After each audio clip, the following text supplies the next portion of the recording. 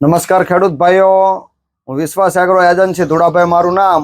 અત્યારે આપણે જોવા જઈએ તો કે સમગ્ર વિસ્તારમાં વરસાદ થઈ ગયો છે અને કપાસના વાવેતર પૂર્ણ થવાની આરે છે। તો ઘણું બધું કપાસનું વાવેતર કપાણું છે અને ઘણું નવું વાવેતર પણ આ વર્ષે થયું છે। એમાંથી બીજું સૌથી સારામાં સારું જો વાવેતર થયું હોય તો એ સોયાબીનનું છે। એ સોયાબીનની ઘણી બધી જાતો આવે છે અને કયા કયા સોયાબીનનું વાવેતર કરવું પડે એના વિશે આજે આપણે વાત કરવાના છીએ।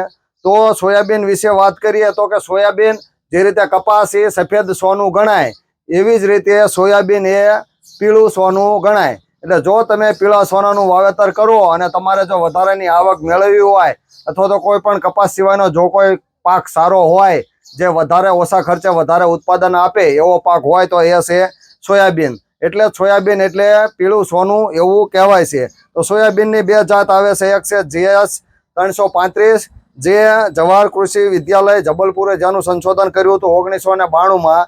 એ 32 થી 33 વર્ષ જૂની જાત છે। એ વેરાયટીના પાકવાના દિવસો 95 થી 100 છે અને ઉત્પાદન ક્ષમતા એની 10 થી 12 મણની છે। આ ઉપરાંત એને ઘણી બધી મર્યાદાઓ હતી કે છોડ પીળો પડે છે, વાયરસ લાગતા હતા, દાણા ખરી જતા હતા। એમાંથી સુધારો કરી અને કંપની એક નવી વેરાયટી આપી છે જે ફૂલે સંગમ નામથી। જે ફૂલે સંગમનું સંશોધન કર્યું છે મહાત્મા કૃષિ વિદ્યાપીઠ રાહુરી। મહાત્મા કૃષિ વિદ્યાપીઠ રાહુરી મહારાષ્ટ્રમાં ફૂલે સંગમ વેરાયટીનું સંશોધન થયું છે ઈસવીસન 2016-17માં। અને જે 335ની જે મર્યાદાઓ હતી એ બધી જ મર્યાદાઓ ફૂલે સંગમમાં દૂર થયેલી છે। તો આપણે ફૂલે સંગમ જેને KDS 726 એવું નામ આપવામાં આવેલું છે। અને આમ જોવા જઈએ તો આ વેરાયટી વિશે વાત કરીએ ફૂલે સંગમ વિશે તો ફૂલે સંગમ વેરાયટી ઘણી બધી કંપનીઓ બનાવે છે।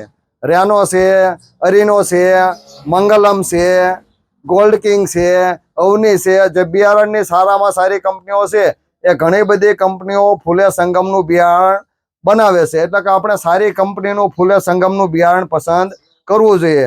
જે મહારાષ્ટ્રથી સંશોધન થઈ અને ગુજરાતના તથા સૌરાષ્ટ્રના ઘણા બધા એરિયામાં ધીમે ધીમે સોયાબીનનું વાવેતર વધતું જાય છે। તો ફૂલે સંગમ વિશે વાત કરીએ તો KDS 726 જેની ઉતારાની ક્ષમતા 20 થી 25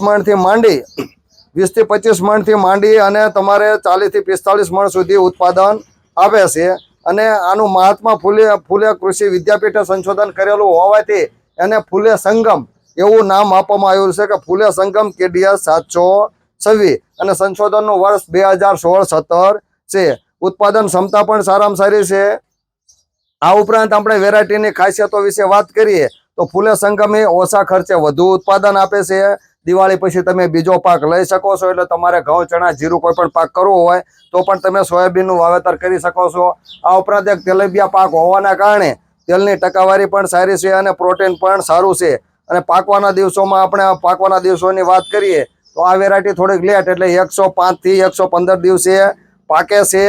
જે વેરાયટી 335 90 થી 95 દિવસે પાકતી હતી આ વેરાયટી 115 થી 110 દિવસે પાકે છે। અને 70 થી 100 ઉપર 70 થી 80 સિંગો આવે છે। અને વધતા તમારે આનું વાવેતર પણ બીજી વેરાયટી કરતાં ઓછું કરવું પડે છે। એટલે વાવેતર તમારે 16 ગુઠાના વીઘામાં 6 થી 8 કિલો વાવેતર કરો એટલે કે ચણા જેટલું 6 થી 8 કિલો વાવેતર કરો છતાં પણ ઉતારો સારામાં સારો આવે છે। આનું અંતર 18 થી અને 24 ઇંચની ગાળિયા તમે કરવામાં આવે તો પણ ઉતારો સારો આપે છે। અને બે દાણા વચ્ચે 3 થી 6 ઇંચનું અંતર રાખવામાં આવે છે। આ ઉપરાંત આ વેરાયટી વિશે વાત કરીએ તો એનું થડ જાડું છે। એટલે થડ જાડું છે અને લાળ હોતી નથી એટલે કે લાળ વગરના સોયાબીન છે। અને આમ જોવા જઈએ તો આપણે દાણાને કઈ રીતે ઓળખીએ કે જે ફૂલે સંગમ છે તો તમે જોઈ શકો છો અહીંયા જે દાણા છે એ દાણામાં તમે એક દાણો એકદમ પીળા કલરનો હોય છે અને દાણાની આંખ લાલ હોય છે અને વચ્ચે જોવા જઈએ તો કે સફેદ લીટી હોય છે। તો આ વેરાયટીમાં જોવા જઈએ તો એમાં આપણને લાગે કે આ ફૂલે સંગમ વેરાયટી છે। એકદમ પીળા કલરનો દાણો અને એની આંખ લાલ અને વચ્ચે સફેદ લીટી હોય અને પીળા કલરનો દાણો હોય તો એવું માનું કે આ ફૂલે સંગમ સોયાબીન છે। આ એના વેરાયટીના લક્ષણો છે। તો આપણે બીજી વાત કરીએ કે આપણે આ સોયાબીન વાવવું જોઈએ તો કે સોયાબીન શા માટે વાવવું જોઈએ। એક તો ખેડૂત સોયાબીનનો આંતરપાક સમગ્રલક્ષી પાક ના કરો તો આંતરપાક તરીકે પણ ઉપયોગ કરી શકે છે, અથવા તો લાગઠ વાવવું હોય તો તમે 6 થી 8 કિલો વીઘે વાવી શકો છો. વત્તા ઓછા ખર્ચે વધુ ઉત્પાદન મળે છે. ખર્ચો ઓછો કરવો પડશે, એટલે કે દવા ખૂબ જ ઓછી જરૂર પડે છે. વત્તા આ વેરાયટીમાં રોગ પ્રતિકારક શક્તિ પણ સારામાં સારી છે. વત્તા વરસાદના પાણીમાં કે પાણી જ્યાં ભરાતું હોય તેમાં સુકારાના પ્રશ્નો પણ ઓછા આવે છે. પર્ણનો રોગ બહુ લાગતો નથી. એટલે કે જે વાયવી એમવીનો રોગ આવે, યલો વેન મોઝેક વાયરસ, એ વાયરસથી પણ પ્રતિકારક જાત છે. અને બીજી જાતો કરતાં ફૂલે સંગમ એ ઉગવામાં પણ સારામાં સારા છે. વત્તા દાણો મોટો અને પીળા કલરનો હોવાથી બજાર ભાવ પણ સારો મળે છે. એટલે જ કહેવાય છે કે સોયાબીન એટલે પીળું સોનું. અને આને તમે અલગથી પણ વાવી શકો છો, અથવા તો આંતરપાક તરીકે કે વધારાને તમારે ઉત્પાદન મેળવવું હોય એમાં પણ ઉપયોગ કરી શકો છો. હું વિશ્વાસ એગ્રો એજન્સી ધુડાભાઈ મારું નામ. ઘણી બધી કંપની આ વર્ષે સોયાબીનનું બિયારણ લઈને આવી છે. ધારો કે રેનો સીડ છે, હરીનો સીડ છે, વિશ્વાસ સીડ છે, મંગલમ સીડ્સ છે, ગોલ્ડ કિંગ છે. આ ઘણી બધી કંપનીઓ ફૂલે સંગમ સોયાબીન બનાવે છે.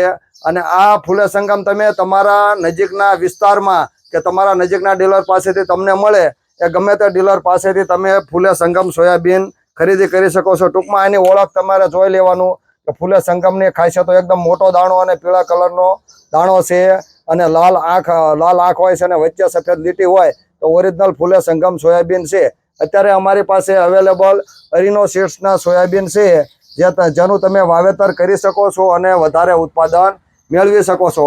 આ વાત થઈ હતી કપાસ ઉપરાંત તમારે બીજો કયો પાક કરવો. કપાસમાં જે પ્રોબ્લેમ આવે છે, ગુલાબી ઈયળ આવે છે, વત્તા મજૂરી ખર્ચ વધતો જાય છે, ઉત્પાદન દિવસે દિવસે ઘટતું જાય છે. તો આપણે બીજું શું કરવું? તો મગફળી ઉપરાંત તમે સોયાબીનનો પણ પાક વાવી શકો છો. અને સૌરાષ્ટ્રના એરિયામાં 2-3 વર્ષથી સોયાબીનનું વાવેતર દિવસે ને દિવસે વધતું જાય છે. હું વિશ્વાસ એગ્રો એજન્સી ધુડાભાઈ મારું નામ.